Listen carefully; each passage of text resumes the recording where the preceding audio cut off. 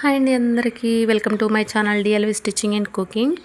ఈరోజైతే నేను మెంతికూర కోడిగుడ్డు అయితే వండుతున్నానండి. దీనికోసం నేను 2 కట్టల మెంతికూరను అయితే కడిగి శుభ్రంగా పెట్టుకున్నాను కట్ చేసి. ఇప్పుడైతే స్టవ్ ఆన్ చేసి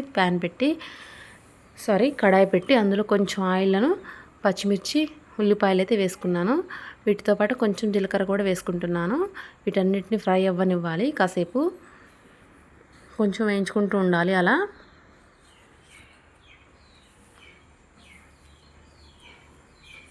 ఫ్రై అవుతూ ఉండగా వీటిలో కొంచెం పసుపు అయితే వేసుకోవాలి.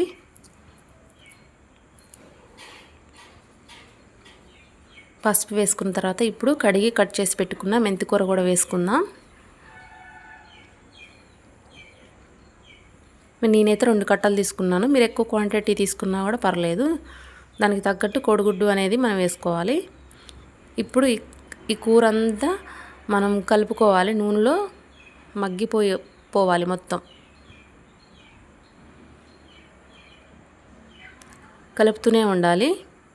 పసుపు వేసాం కదా, ఆ పసుపు అంతా ఈ ఆకుకూరకైతే పట్టాలండి. నీట్గా సిమ్లో అయితే కలుపుకోవాలి. మనం హైలో పెడితే కర్రీ అంటే మాడిపోతుంది, ఆకుకూర అంతా డ్రై అయిపోయినట్టు అయిపోతుంది. అందువల్ల సిమ్లో పెట్టి అయితే కలుపుకోవాలి. కాసేపు అయితే మూత పెట్టి మగ్గనిద్దాం.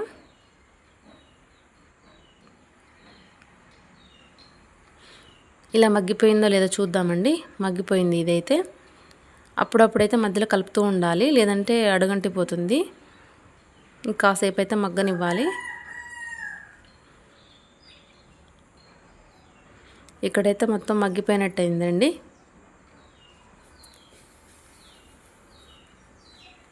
ఇప్పుడైతే 2 కోడిగుడ్లు అయితే నేను వేసుకుంటున్నాను పక్కల కొట్టి.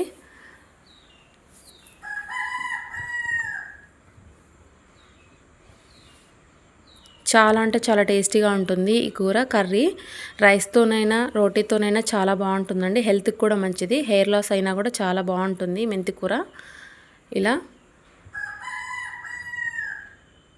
తినని వారికి కూడా ఇలా వండండి, చాలా అంటే చాలా టేస్టీగా ఉంటుంది.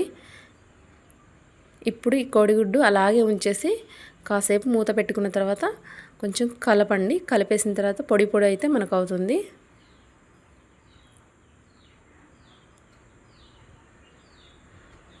కొద్దిసేపు అయితే అదంతా మగ్గాలి నూనెలో. కాసేపు మూత పెట్టేసి వదిలేద్దాం.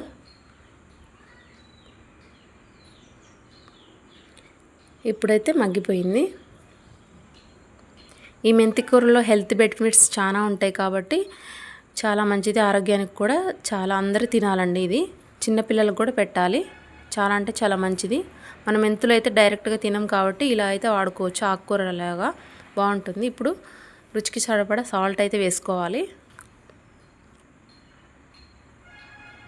ఇప్పుడు కొంచెం కారం,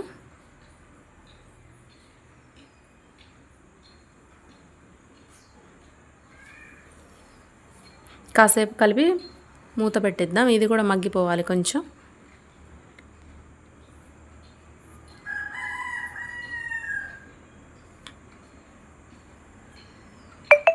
మెంతికూర ఎగ్ అనేది చాలా అంటే చాలా టేస్టీగా ఉంటుందండి. దీంతో మెంతికూరతో ఆలుగడ్డలో కూడా వేసుకొని వండుకోవచ్చండి. చాలా టేస్టీగా ఉంటుంది. దీని కాంబినేషన్గా చాలా రకాలుగా ఉండొచ్చు. మెంతికూర టమాటా కూడా వండుతారు.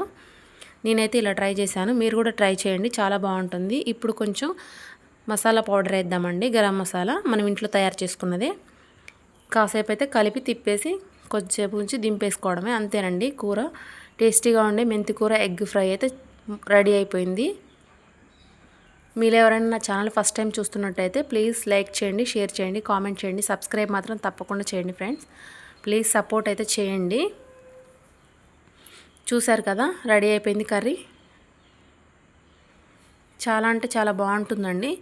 ఇది రైస్తోనైనా చపాతీతోనైనా చాలా బాగుంటుంది. Thanks for watching. ఉంటాను. బాయ్.